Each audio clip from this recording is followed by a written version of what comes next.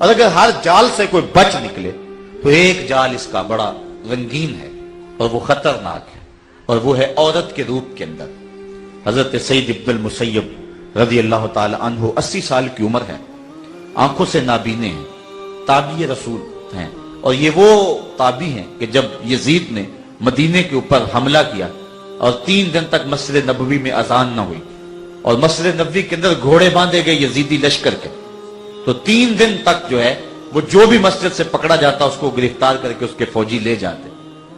حضرت سعید ابن المسیب کہتے ہیں، سنن دارمی میں یہ روایت موجود ہے، کہتے ہیں میں جو ہے وہ حضور علیہ السلام کے روضہ نور کے پاس بیٹھا رہا، جو بھی فوجی آتا مجھے نابینا دیکھ کے چھوڑ جاتا، لیکن میں پریشان تھا کہ ظہر اثر مغرب عشاء کا وقت ہوگا، میں خود تو نابینا ہوں اور مسجد میں سارے لوگ چلے گئے ہیں، بھاگ گئے، کوئی پکڑے گئے، تو مجھے کون بتائے گا کہ ظہر کا وقت ہو گیا، اثر اور مغرب اور عشاء کا وقت ہو گیا۔ فرمایا پھر کیا ہوا؟ لم ازل اسمع الاذان والاقامۃ من قبر رسول اللہ صلی اللہ علیہ وسلم، جب بھی نماز کا وقت آیا گنبد خضرا سے اذان کی آواز بھی آئی، اقامت کی آواز بھی آئی، اور 3 دن تک حضرت سعید ابن المسیب یوں نمازیں ادا کرتے رہے۔ یہ ہے وہ سے تابعی جن کو یہ اعزاز بھی ملا، 80 سال کی عمر، آنکھوں سے نابینے، اور حالت تقوی کی یہ ہے کہ کوئی حال پوچھنے آتا ہے تو کہا اللہ کا شکر ہے، شیطان جس روپ میں مرضی آئے اللہ نے مجھے باطن کا اتنا زور اور طاقت دے دی ہے کہ میں اس کا مقابلہ کر سکتا ہوں۔ لیکن پھر ٹھنڈی آہ بھر کے فرمانے لگے، ہاں اگر عورت کے روپ میں آ جائے تو میں کچھ کہہ نہیں سکتا کہ کہیں وہ میرے پہ غالب نہ آ جائے۔ یہ کون کہہ رہا ہے؟ جس کی 80 سال عمر ہے، آنکھوں سے نابینا ہے، اور زندگی موت کی کشمکش میں ایک ہٹا کٹا جوان پیر کہتا ہے کہ عورتیں میری ٹانگیں دبائیں تو مجھے کچھ نہیں ہوتا۔ 80 سال کے بزرگ ہیں اور تابعی رسول ہیں، آنکھوں میں روشنی بھی نہیں ہے اور بستر علالت پہ پڑے ہوئے ہیں، وہ بھی کہتے ہیں شیطان کا یہ خطرناک جال ہے، اگر اس روپ میں آ جائے تو پھر میں کچھ کہہ نہیں سکتا۔ تو شیطان مختلف رنگ اور مختلف روپ اپنا کے انسانوں کو لوٹنے کی کوشش کرتا ہے۔ ہم عرض کرتے ہیں اہدنا الصراط المستقیم، میرے مالک ہم اگر جائیں گے ہمارا راستہ خراب کر دیں گے۔ آپ نے جانا ہو یہاں سے گھنٹہ گھر، آپ کو پتہ نہ ہو تو آپ کو راستہ دکھلایا جائے تو آپ اس پہ چلیں گے، لیکن راستے میں ایک بھی شرارتی لڑکا کھڑا ہوا جس کو آپ نے پوچھا تو اس نے غلط راستے پہ ڈال دیا، تو آپ نے جانا وہاں ہوگا تو جا کے ٹھاکر سے گیٹ نکلیں گے، تو آپ جانا کدھر چاہ رہے ہیں؟ صرف ایک شرارتی بچہ مل گیا تو راستہ خراب ہو جائے، اور جہاں راستے میں شیطان قدم قدم پہ کھڑا ہوا ہے تو خود چلے گا تو کیسے پہنچ پائے گا؟ اس لیے یہی عرض کی اہدنا الصراط المستقیم، مالک تو دستے کرم بڑھا اور مجھے منزل تک پہنچا دے۔ میں تو اتنا ہی کر سکتا تھا نا کہ وضو کر کے مصلی پہ کھڑا ہو گیا، میں نے اپنے منہ کو دھویا ہے، دل تو تو نہیں دھونا ہے نا۔ میں تو جو ہے وہ قیام میں کھڑا ہوا ہوں لیکن میرے باطن کی ستھرائی تو تو نہیں کرنی ہے۔ میں تو یہاں مصلی بچھا لیا ہے اور میں نے اپنا رخ قبلے کی طرف سیدھا کر لیا ہے، روح کو سیدھ تو نہیں عطا فرما، میں تیری بارگاہ میں حاضر ہو گیا، تو کرم فرما دے۔ اگر تیرا کرم ہو گیا تو منزل ملے گی، ورنہ نماز میں کھڑا ہو کر بھی میں دکان پہ کھڑا ہوں گا، بس بسے میرا گھیرا کیے ہوئے ہوں گے، خیالات کا ہجوم ہوگا، اور یہاں کھڑا ہو کر کے بھی میرا من ستھرا نہیں ہوگا، تو کرم فرما۔ میں نے اتنا کیا، اپنا منہ دھو لیا، میرے اندر کو تو صاف کر۔ مجھے یاد آئی بغداد کی کہانی، ایک بزرگ کہتے ہیں میں بازار سے گزر رہا تھا کہ وہاں ایک شخص گندی نالی پہ گرا ہوا تھا اور نشے میں دھت تھا، انسانی ہمدردی کا جذبہ جاگا اور میں اس کو پکڑا اور اس کا پانی سے منہ دھویا، اس کو ہوش کروائی، اس کے گھر کا رخ دیا۔ رات پڑی، پچھلا پہر آیا، بغداد کی جامع مسجد میں تہجد ادا کرنے کے لیے جب میں داخل ہوا تو کیا منظر دیکھا کہ جس کا دوپہر کو میں نے منہ دھویا تھا وہی شرابی مصلی بچھائے نوافل ادا کر رہا ہے، اللہ کے حضور کھڑا ہوا ہے۔ میں حیرت زدہ ہو گیا کہ یہ تو معروف شرابی تھا بغداد کا اور یہ مصلی بچھائے کھڑا ہے۔ میں اسی سوچ میں تھا کہ آواز آئی حاطب سے، اے میرے بندے، تو نے اس کا منہ دھو دیا تھا، میں نے اس کا دل دھو دیا تھا۔ ہم یہی عرض کرتے ہیں اہدنا الصراط المستقیم، مالک ہم نے اپنا منہ دھو لیا، دل تو ہمارا تو نہیں دھونا۔ ہم تو اتنا ہی کر سکتے، ہم تو سجدے میں جا سکتے ہیں۔ وہ حضرت بایزید بسطامی والی کہانی کہ ان کے شہر بسطام میں تقدس کا جب ماحول پیدا ہو گیا اور گھر گھر روشنی کے چراغ جلنے لگے اور لوگ تقوی کے نور سے مالا مال ہو گئے، تو کہیں سے کوئی فاحشہ عورت آئی اور اس نے آ کے کوٹھے پہ ڈیرا جما لیا اور نوجوانوں کو ورگلانے لگی۔ کسی نے حضرت بایزید بسطامی کو بتایا، بایزید تیرا شہر لٹ رہا ہے، جس کو تو نے اپنے انفاس قدسیہ سے روشن کیا تھا اور اپنے جگر کا پانی دے کے جس کو سیراب کیا تھا، وہ لہلہاتا ہوا چمن باد سموم کی زد میں ہے اور وہ اجڑ رہا ہے۔ بایزید بسطامی نے مسلح پکڑا اور کندھے پہ ڈالا، اس فاحشہ عورت کے دروازے کے سامنے آ کے گلی میں بچھا دیا۔ اب جو بھی آتا حضرت بایزید کو دیکھ کر کے بھاگ جاتا۔ جب شام کے اندھیرے گہرے ہوئے، اس نے دیکھا کہ آج سج دھج کے بیٹھی ہوئی اور کوئی میرا گاہک ہی نہیں آیا ہے، کیا ماجرا ہوا؟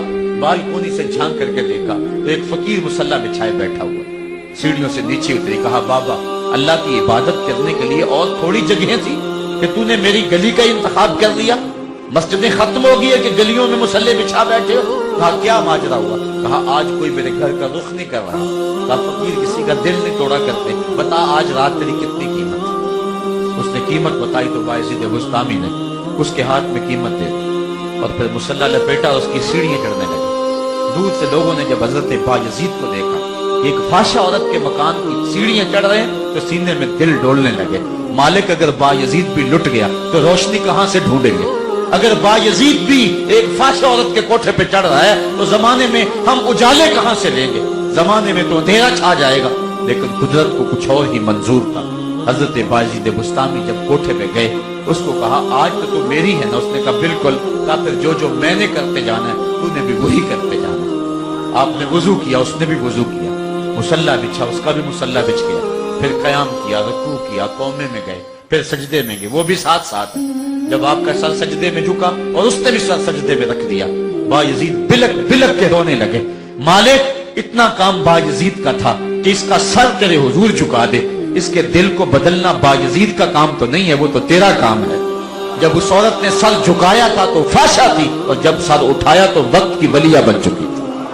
تو ہم یہ عرض کر سکتے ہیں، مالک، ہمارا اتنا کام تھا کہ ہم سر جھکا لیں، لیکن کیا کریں، سجدے میں بھی وسوسے جان نہیں چھوڑتے۔ میرے مالک، ہم سر جھکا سکتے ہیں لیکن دل کو بدلنا تو ہمارے بس کا روگ نہیں ہے، اس لیے تو کرم فرما، اہدنا الصراط المستقیم، ہمیں سیدھی راہ پہ چلا دے اور ہمارے من کو ستھرا کر دے اور ہماری روح کو پاکیزگی عطا کر دے۔ اور اگر تیرا کرم ہوا تو راستے کھل جائیں گے، ورنہ نماز پڑھنے کے باوجود بھی ہمارے اندر کے گند اور غلاظتیں نہیں جائیں گی۔ تو کرم فرما، اہدنا الصراط المستقیم، تو کرم فرما دے، ہمیں سیدھی راہ دکھا دے۔ اور جب اللہ کرم فرماتا ہے تو پھر راستے مل جاتے ہیں۔ ہارون رشید اپنے محل کی چھت پہ ٹہل رہا، دریائے دجلہ کے کنارے بہلول جا رہا۔ یہ عرب کے مشہور مجازید میں سے تھا، اللہ کا قرب رکھنے والے لوگوں میں بڑا نمایاں نام ہے۔ بہلول جب گزر رہا تھا، بادشاہ کی نظر پڑی، اس نے کہا کہ جلدی جلدی بہلول کو میرے حضور حاضر کیا جائے۔ بادشاہ کا حکم تھا، تعمیر کرتے دیر نہ لگی۔ اوپر والوں نے نیچے ڈولی پھینکی، نیچے والوں کو اشارہ کیا، انہوں نے بہلول کو پکڑا، ڈولی میں رکھا، اوپر والوں نے کھینچا۔ 2 لمحوں کے بعد بہلول بادشاہ کے سامنے۔ بادشاہ کہا، بہلول ایک بات تو بتا۔ پوچھا، کیا؟ کہا، خدا تک کیسے پہنچے؟ بہلول نے 2 لفظی جواب دیا۔ جو اللہ والے ہوتے ہیں ان کی باتیں مختصر ہوتی، یہ نہیں کہ 5 گھنٹے کی تقریر، نتیجہ کچھ نہیں۔ اقبال کہتا ہے، بات میں سادہ و آزادہ، معانی میں دقیق، لہو خورشید کا ٹپکے اگر ذرے کا جگر چھینے۔ 2 لفظ لیکن من میں اترتا چلے گا۔ کہا، بہلول بتاؤ خدا تک کیسے پہنچے؟ کہا، جیسے تیرے تک پہنچا۔ کہا، سمجھ نہیں آئی۔ کہا، بات تو سادی سی تھی۔ کہا، تفصیل چاہتا۔ کہا، دیکھو بادشاہ، میں خود آنا چاہتا تو پہلے درخواست لکھتا، پھر دیوان خانے میں جاتا، پھر کئی دفاتر سے درخواست ہوتی ہوئی آپ تک پہنچتی، پھر بھی آپ کی مرضی پہ موقوف تھا، ملاقات کا وقت دیتے نہ دیتے۔ میں چاہتا تو مہینے لگ جاتے، ملاقات ہوتی نہ ہوتی، اور جب آپ نے چاہا ہے تو 2 گھڑیاں بھی نہیں لگی۔ کہا، جب بندہ چاہے کروڑوں سال بھی مشقت کرتا رہے، ریاضت کرتا رہے، کچھ نہیں ملتا، جب وہ چاہے تو 2 لمحے بھی نہیں لگتے۔ مانا کہ محبت کے سفر پہ ہر گام پہ 100 مشکل ہے، لیکن یہ سفر آسان بھی ہے اگر ساتھ تمہارا ہو جائے۔ تو یہی تو عرض کرتے ہیں، اہدنا الصراط المستقیم۔ ہم نے تو کوشش کر کے دیکھ لی، ہم تو وضو بھی کیا، ہم نے تو جو ہے وہ مسلح بھی بچھایا، کپڑے بھی صاف پہنے، لیکن کیا کریں، ہم یہاں بیٹھے بھی، یہاں رکوع اور قیام میں بھی دکان پہ کھڑے ہیں، وسوسے جان نہیں چھوڑ رہے ہیں۔ ہم تو کوشش کر بیٹھے، قرب نہیں مل رہا۔ تو کرم کر اور منزل مقصود تک پہنچا دے۔ اور اگر تیرا کرم ہو گیا تو پھر منزل تک پہنچتے دیر نہیں لگے گی۔ اور دوسری بات، جو اس دولت پہ فائز البرام ہے، جس کو ہدایت نصیب ہے، وہ بھی یہی دعا مانگتا ہے اہدنا الصراط المستقیم، جبکہ حضور علیہ السلام نے خود یہ دعا مانگی اہدنا الصراط المستقیم۔ تو جب وہ ہدایت پہ گامزن ہے تو پھر وہ کیوں کہہ رہے ہیں؟ تو ترمذی شریف کی ایک حدیث ہے جس سے اس کا معنی متعین ہوتا ہے، وہ یہ کہ جب کوئی شخص ہدایت کی دعا مانگتا ہے، ہدایت یافتہ ہے، تو اس سے معنی ثابت قدمی اور استقلال ہو۔ حدیث کے لفظ ہیں، حضور کثرت سے یہ دعا مانگا کرتے ہیں، یا مقلب القلوب ثبت قلبی علی دینک، اے دلوں کے پھیرنے والے میرے دل کو دین پہ ثابت رکھ۔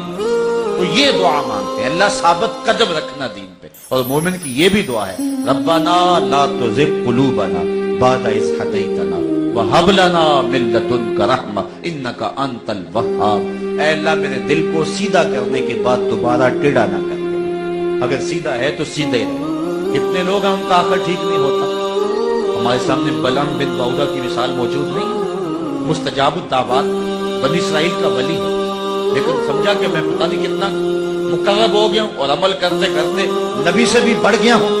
اس نے یہ سوچا اور اللہ کے نبی کے خلاف بد دعا کرنے کے لیے ہاتھ پھیلا گیا، لیکن زبان بل کھا گیا، جو کہنا نبی کے بارے میں تھا اپنے بارے میں کہا اور زبان لٹک گئی۔ پھر اسی کے بارے قرآن نے کہا مَثَلُهُ كَمَثَلِ الْكَلْبِ، اس کی مثال تو کتے کی مثال ہے۔ تھا مستجاب الدعوات، ولیوں کی فہرست میں نام تھا اور مقبول بارگاہ تھا، لیکن آخر خراب ہو گیا اور کہا مَثَلُهُ كَمَثَلِ الْكَلْبِ، اس کی مثال کتے کی مثال۔ اسی لیے میاں صاحب بولے نا، پڑھنے اتے مان کرینا تے نہ آکی میں پڑھیا، او جبار کہار صدابے متا روڑ دے وے دودھ کڑیا۔ یہ نہ ہو کہ سب کچھ خراب ہی ہو جائے۔ حضرت بایزید بستامی سے ایک بڑھیا نے پوچھا تھا، حضرت بتائیں میرے گدے کی 2 مچھی ہے یا آپ کی داڑھی اچھی؟ یہ مسئلہ کوئی مجھے پوچھے پھر جائے کہاں؟ لیکن حضرت بایزید بستامی چھم چھم رونے لگے، کہا بڑھیا تیرے سوالوں کا جواب فی الحال میرے پاس نہیں۔ حضرت بایزید کا انتقال ہو گیا، بڑھیا کو خواب میں ملے، کہا میرا سوال اسی جگہ پہ کھڑا ہے، کہ اللہ کا فضل ہے میرا خاتمہ ایمان پہ ہو گیا، اب تیرے گدے کی دم کو میری داڑھی سے کیا نسبت ہو سکتی؟ اللہ اکبر۔ کہنے لگی بڑھیا بتائیے آپ کے رب نے آپ کے ساتھ سلوک کیا کیا؟ حضرت بایزید بستامی کا وصال ہوا تھا 70-72 سال کی عمر میں۔ فرمایا کہ جب میں اس کے روبرو حاضر ہوا تو مالک نے کہا اے بوڑھے بتا میرے پاس کیا لے کر آئے؟ تو میں نے جواباً عرض کی مالک شہنشاہوں کی چوکھٹ پہ جب فقیر آئیں تو بادشاہ یوں تو نہیں کہا کرتے کیا لے کر آئے ہو، شہنشاہ تو فقیروں کو یہی پوچھتے ہیں کیا لینے آئے ہو۔ میں لے کر کچھ نہیں آیا، میں تیری رحمت لینے آیا ہوں، اللہ نے بغیر حساب کے میری مغفرت فرمائی۔